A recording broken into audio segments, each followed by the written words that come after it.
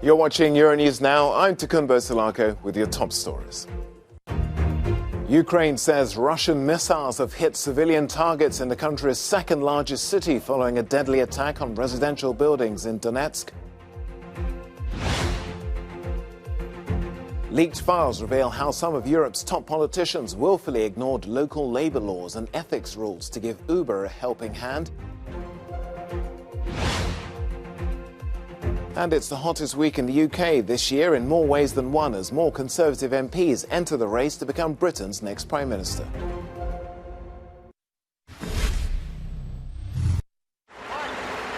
Emergency workers in eastern Ukraine continue to search for survivors in the ruins of 3 buildings that were hit in a Russian rocket attack on the town of Chaziv Yar in Donetsk.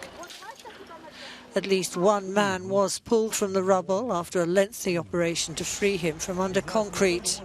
At least 15 people were killed and about 30 others are still missing following Saturday's late-night attack. Dozens of ordinary Ukrainians are helping the emergency workers to try and pull people out. The strike on a residential area of the town is inhabited mostly by people who work in nearby factories. This woman says her son, who's 32 years old, went to see where the missile strike was. When the second hit, he jumped out into the corridor and he and his father were knocked out along with the doors. Ukraine's President Volodymyr Zelensky responded to the missile strike in his nightly address, saying that everyone who gives orders for such strikes on civilians will be punished. They're killing civilians deliberately, he said. Russia, which claims it's conducting a special military operation to demilitarize Ukraine, denies deliberately attacking civilians. Kyiv has urged locals in the Russian-occupied southern region of Kherson to evacuate because its armed forces are reportedly preparing a counterattack.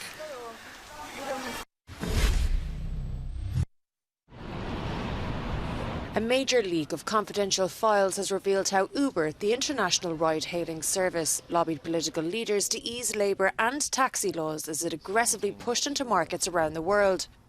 According to the International Consortium of Investigative Journalists, the so-called Uber files span a 5-year period when the company was run by co-founder Travis Kalanick. They revealed for the first time how an €88 million a year lobbying and public relations budget funded attempts to get friendly top politicians across Europe to relax employment rules for the San Francisco startup. French President Emmanuel Macron, who was serving as finance minister at the time, was among those they targeted in a bid to make Paris Uber's first international outpost. While several governments saw the company as a source of growth and badly needed new jobs, taxi drivers such as those in Paris and other cities staged sometimes violent protests against Uber drivers. For many, Uber's business model was synonymous with wholesale job insecurity and the casualisation of labour. Uber says its past aggressive behaviour is not in line with present values and it is a different company today. Well, we know that PR firms like to cozy up with politicians, but Uber now stands accused of ruthlessly exploiting those relationships, and more top politicians also face questions over whether they breached ethic rules. Well, our international correspondent Annalise Borges has been following the story and joins us now from the French capital. Annalise, good to see you there. Emmanuel Macron is grabbing all the headlines, but who else is involved in this leaks? Hi there, Tokes. Well, at least one other high-profile politician here in Europe has been named in this investigation, former EU digital chief Neelie Kroes. She's been accused of secretly helping Uber lobby Dutch politicians, including the Dutch Prime Minister Mark Rutte.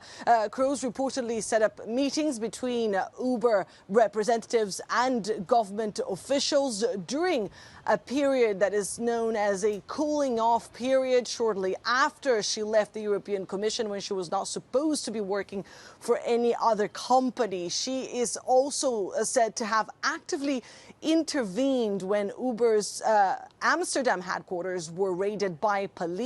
Kroes reportedly called government officials and told authorities to back off. She has responded to these accusations, saying she did nothing wrong as a tech envoy. She said that she was, a special envoy for tech companies, something that she was named shortly after that period. She says that it was her job to speak to government officials and to startups and to try and mediate some of these relationships. That is also an argument being used here in France by members of Emmanuel Macron's teams. They've been saying that as finance minister, something that he was at the time, it was part of Emmanuel Macron's job to actually meet with emerging companies. In fact, the former digital economy minister here in this country has said that the fact of the matter right now is not to try to figure out whether or not any wrongs were doing during this period, but to question whether Uber's establishment here in this country benefited France socially and financially. Annalise, the last time we spoke was about when the French government was just being reformed, and we heard from the Prime Minister calling for coordination as well as compromise. It's finally balanced, of course, following the last elections. How have they been responding to these latest allegations?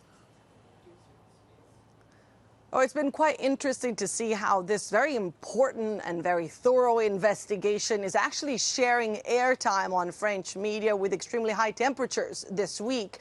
But indeed, it is still prompting passionate reactions from these freshly elected MPs in the opposition who have been accusing Emmanuel Macron of a secret pact with Uber, saying that this deal goes against all rules in France and insinuating that it proves one of the theories that many of these MPs have about Emmanuel Macron, that he's only interested in, quote unquote, the looting of France. In fact, the French Le Monde, the newspaper that actually obtained some of these files and published the investigation on Sunday, has said that Emmanuel Macron was much more than a support for Uber in France. He was actually a partner, something that these MPs and politicians have been quoting as well. It's going to be interesting to see just how much weight this has. Japan's governing Liberal Democratic Party have scored a major victory and increased their seats in the upper house after parliamentary elections. Yet the win wasn't greeted by smiles. The assassination of former Prime Minister Shinzo Abe has shocked the orderly country, not used to violence. With the electoral boost, Prime Minister Fumio Kishida looks set to rule until the next scheduled election for the more powerful lower house of parliament in 2025.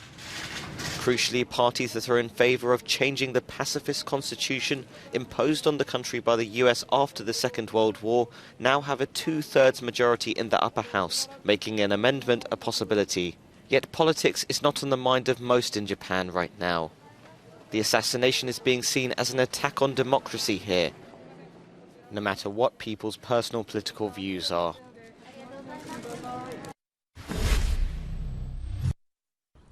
German Foreign Minister Annalena Baerbock is in Tokyo today, rounding off her tour of Asia. Her visit, however, comes, of course, as Japan reels from the assassination of former Japanese Prime Minister Shinzo Abe, who was killed during an election rally just 3 days ago. During Baerbock's visit, bilateral cooperation with regards to Germany's Indo-Pacific policy will indeed be top of the bill, and relations with China are also likely to be discussed. But of course, it goes without saying that the war in Ukraine is also very likely to be touched upon. Japan, of course, is, like Germany, a member of the G7 group and is therefore also involved in ongoing consultations about Russia's war on Ukraine. But before talks in Tokyo today, Baerbock was indeed already in the city of Nagasaki on Sunday, the city destroyed by a US nuclear bomb 77 years ago. After laying a wreath, Baerbock said the attack on Nagasaki, as well as the city of Hiroshima, served as a reminder to work towards a world without nuclear weapons, even if, Baerbock said, we're still a very long way away from it. Kate Brady, Euronews, Berlin. Time for us to take a break on the programme, but if you want more details on our top stories, including that leak of Uber files, do check out our website, euronews.com.